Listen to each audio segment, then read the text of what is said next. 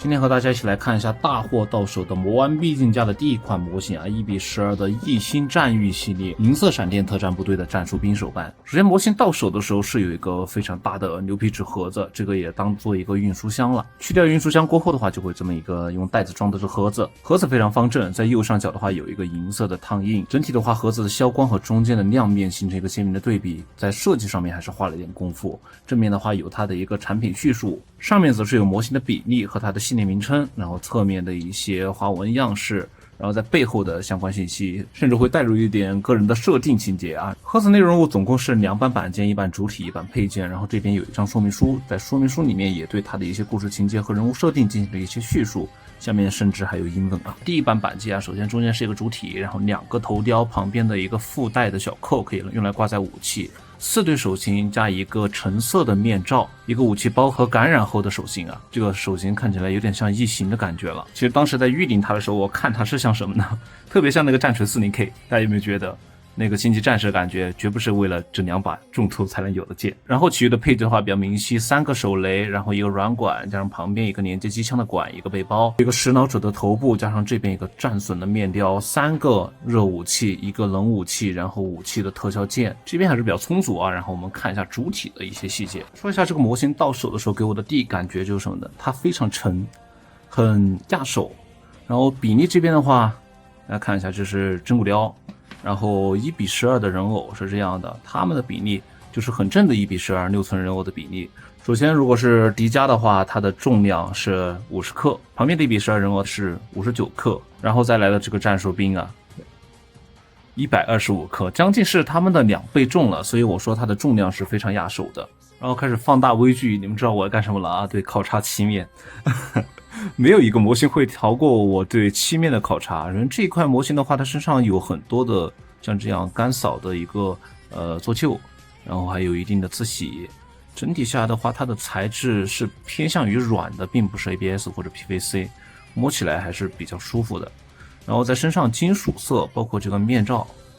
金属色，包括零件的烤梁，都还是相对不错的。在身上插孔啊，或者黑铁色、枪铁色、银色，它的颜色把控都非常好。旁边手臂部分，它这种在本身做出的一个弹痕和刀痕，只是说这个清扫的位置，它其实可以更加的去调整一下身上的水印、水贴这些地方，保持的都还是很不错。然后顺路下来的黑色，在每个凹槽的地方，其实它在哑光器的里面上了一个光亮的漆，所以看起来它的质感是有一个对比度的，就像它的封面。在一个哑光的层次上，然后在里面加东西，侧面这边，如果你纯黑，其实看起来会更脏。这么去做的话，看起来会相对更有质感。包括这里黑色，顺路上过后也可以看见它的里面这个皮裤裤子的地方也有一些自然的褶皱设计。它其实可以搞一个大平滑，但是加了褶皱设计后，整体的效果和感官这做起来还是比较真实的一个样式。然后这边大家有没有看到它身上其实除了蓝色、深蓝色、藏青色的颜色之外，还有红色的点缀。然后还有眼睛里面，眼睛其实不可见，看起来不是很明晰。但是如果你紫光灯这么来一下的话，有没有发现它的效果是非常好的？包括在侧面紫色地方，它看起来非常像什么呢？像那个光磁血液。我这边是开了很强的灯啊，如果把灯关了过后，它的荧光效果就是这个样子的。对，大家看这个绿色的地方，其实并不是它本身这个甲带有的荧光效果。但有一些荧光漆掺杂进去的话，它就会有这种显像。然后侧面的水贴、白色地方纹理这些，它都是会有一些荧光反应，然后表达其实很不错。先来说一下可动，再说玩法呀。这边它的可动的话，头后往上抬，往下看，然后这个地方它是可以做出一些让位，然后很正常的一个向下看、侧摆、歪头没问题。然后手肩膀抬升的话，这边没有一个说你抬手它自动避让的一个结构，需要从上往下撇，然后比着这样。抬手的话大概90度左右，然后360度旋转，这边是没有问题的。然后看一下肩膀关节有一个外拉伸，以前常常给大家提到啊，一旦这种大装甲角色，如果你不设计这个外拉伸的这个结构，那他的双手是很难合并在一起的。像这样。它如果有了外拉伸，它的双手就能进行合并，也能做出更多更细节的动作。这边用到了一个双关节曲肘的幅度大概在125度左右，其实已经够用的一个状态。因为这种角色他看起来其实是很壮实的啊，这个有二头肌、小臂肌，然后真的有肌肉的人他这个是合不拢的。然后再来到腰腹部这边，胸部它是有一个关节的，腰部也是有个关节，并且里面这个甲片大家看到没有，它是松脱的，它是有个防穿帮的结构和一个粘动的感觉。我有向前埋的时候，向前埋这个可动很不错了啊，这么壮硕的一个角色，然后往后仰，哪怕是有一个说是有一个盔甲，像假面骑士一样有个盔甲在那遮挡，但是它的表现还是非常大，前后左右的侧摆，左右，它的侧摆幅度挺高的一个样子。然后再来到大腿啊，它旁边的这个包，包括前面这个裙甲，它都是一个软胶的结构，摸起来就是比较软。然后向前踢正正的踢，并没有说斜着往上这么踢啊，正正的踢，它是有90度左右。侧踢的话，哪怕有侧裙甲，它怎么会做到有侧裙甲的阻挡还能踢得这么正啊？可能接近90度。如果侧裙甲做一个避让，这么去踢的话，就是刚刚90度的一个样子。包括胯部，它其实有一个轻微的下拉，往下拉了过后，前后侧踢的这个幅度它是有一定的改善的。屈膝的话，往后我操，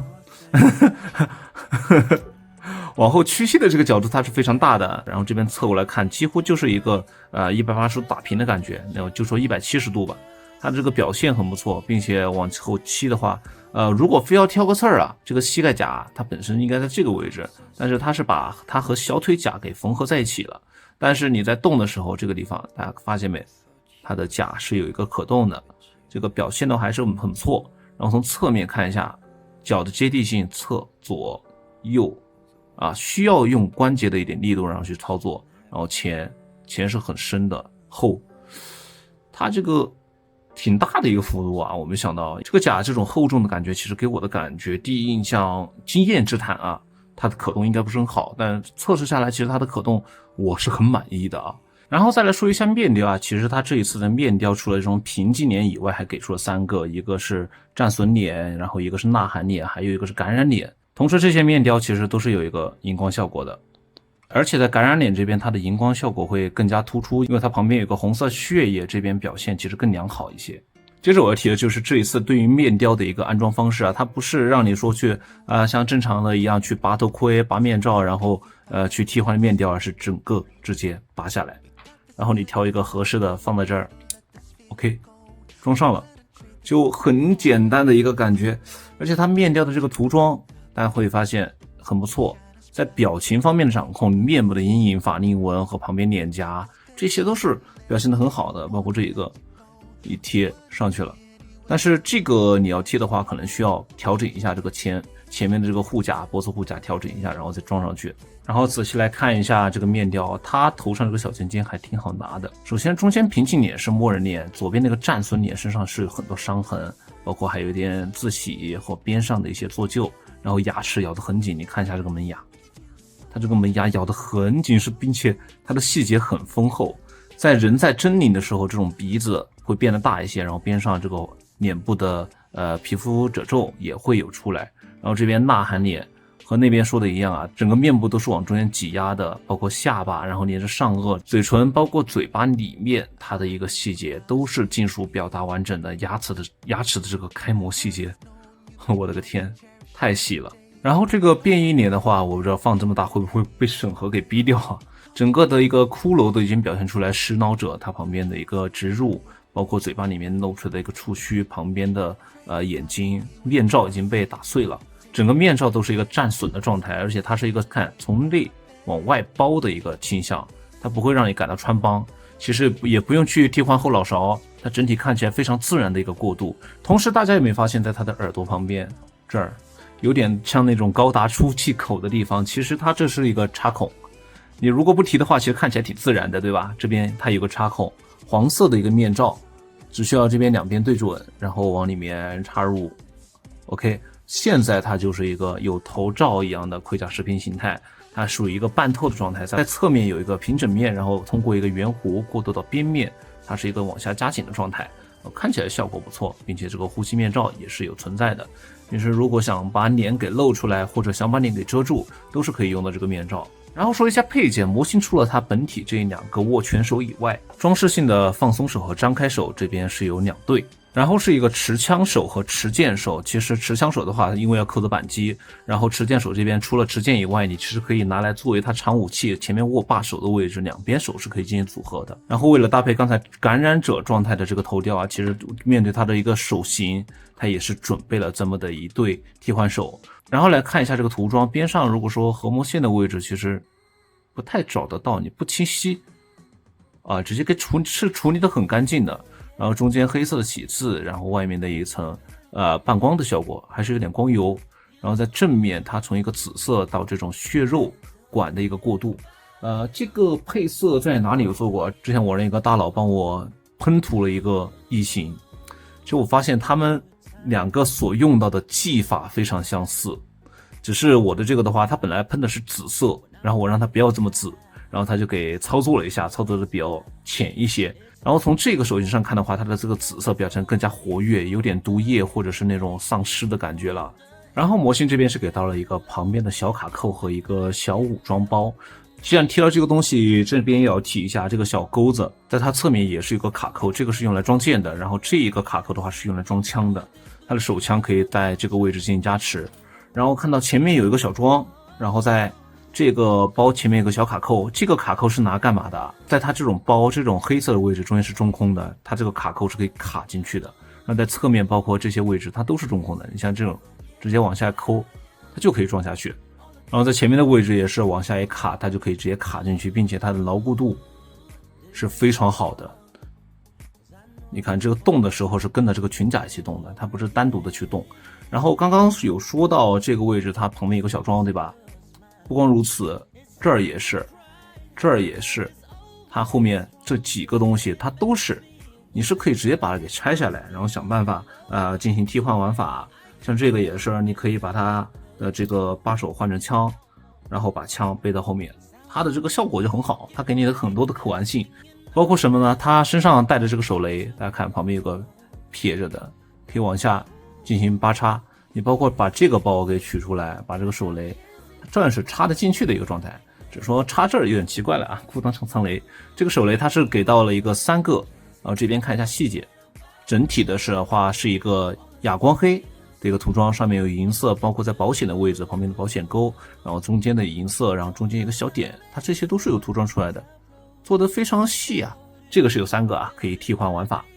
然后再来看一下这个战术背包啊，挺大的一个背包。这样做的时候，下面我这儿是取下来的。当然这边也可以看到，在装载背包的时候，下面它并不影响腰带上面的一些搭载和挂扣。然后是一个直装，往里面直接按紧就可以进行装载，2段可动加这边的一个旋转可动，一个探测器左右进行盯梢。然后旁边的一个火箭发射器也有点奇怪啊，这个奇怪在哪儿啊？我先说一下。每个刚才不是说每个枪都有一个特效键吗？这边火色，这边这个说它是导弹还是榴弹发射器，它基本上这个它只给到了一个特效键，这边很动感的一个效果啊，这样可以射出来。但是只能说现在它是其他3个榴弹都已经射出去了，然后现在是最后一个榴弹进行发射。但是如果你是没有在上特效键的时候，可能就子弹它是在里面，并没有把弹头给露出来。这里的设计有些欠妥，然后在背包的侧面枪铁色的漆，后面的水印，然后这边藏青色红色，然后再加下面它的一个设计。然后继续来看热兵器啊，这边是有2把枪加上刚才的手枪，它热兵器的一个表达，一个冲锋枪，然后身上的话在沟壑的地方也是有这种自洗，然后侧面这边上面下面前面的这种弹口，这种枪口弹口瞄准器的位置也是取下这个弹夹后，里面它也是有子弹的一个刻画，然后往上放扳机啊，这些细节操作都是有的，这个开模精度其实还不错。然后是这把步枪啊，前面的火帽，中间的这种散热器的结构有点像能量功能的感觉啊。它应该不光是把普通的枪啊，虽然也有实弹，不光是把普通的枪，然后前面的射击孔这个瞄准镜的位置是一个金属粉色，然后侧面我看一下另一边，这边它有提到过一个玩法什么的，把弹夹给取下来。然后模型这边给到了2个导流管能量管，可以把它的弹夹替换成这种。然后动力来源在哪儿？就是刚才背后的这个，我说它可能像发射器的一个管，这边可以插进去。整体装载过后就是这个样子啊，旁边的动力管，然后连接着它的背包，背包旁边然后有个红线连接它的胸口，并且这个胸口大家看到很结实的一个样子，它的连接很结实，然后不会有半路你说玩着玩着它松脱的情况。手型对于枪械它的一个稳定性也很高，它的适配度很高，不是说你玩着玩着这个枪脱手了一个情况。然后这边说一下它的那个手型的连接，相对于之前的球装，它这边采用的是一个直装，然后在安装的时候，其实到这个地方会有一个段落感，大家会看到啊，有一个梆的一声。所以它的一个玩法，你这样去掰它，它不会说玩着玩着拔下来了，但是你要硬去拔，很好拔，我挺喜欢这种设计的。面对它的长柄武器，这边也有给到特效剑身，这里就有一个小的啊，它是面对于手枪，当然你也可以用在它的，当然你也可以用的这个步枪上面，只需要前面插口，然后往里面怼一下，这里先不怼得很紧啊，你怼进去，它就有一个射击的动态。然后枪火的话，整体是一个黄色透明剑，在前端有一个子弹头的效果，然后再到步枪这边，因为可能手枪打得比较慢，它有个子弹，但是在冲锋枪或者是步枪这边，它直接是给你一个特别大的枪火，这边也是插进去，就好像这种小家伙啊，我不推荐使劲去怼，但它这个设计的话，里面也是做一个平面的，像钉子一样，里面很宽，中间很细，材质的话摸起来是比较硬的。OK， 最后它这边提供的2个配件，然后就是这个食脑者，它整体的一个造型是这个，你如果它本身的玩法是放在哪儿啊？放它的脑袋上，然后作为一个已经被击身的样子。但是这个我觉得它是可以作为一个地台来玩的。替换的话其实也很简单，首先这些大家知道这是一个磁吸的面罩，然后后面是它的头盔，往上拔，这儿就拔下来了。但是有个点是什么呢？它如果这个地方它有个形体，它不太好用力，那你可以往前这么去推，推着往后一拉 ，OK， 它就可以出来了，并不是说并不是说要使劲硬拔呀，往上直接怼。这边怼出来过后的话，将它这个下面它是2个零件啊，这边可以松脱的，然后放在它的这个面罩上，找到特定的位置放好，然后再把这个塞进去啊。这边我稍微用了点劲儿，然后把它给塞进去，这边还是很结实的一个状态，毕竟是一个球劲装，然后它下面连接的这个位置你是可以随便去掰弄它的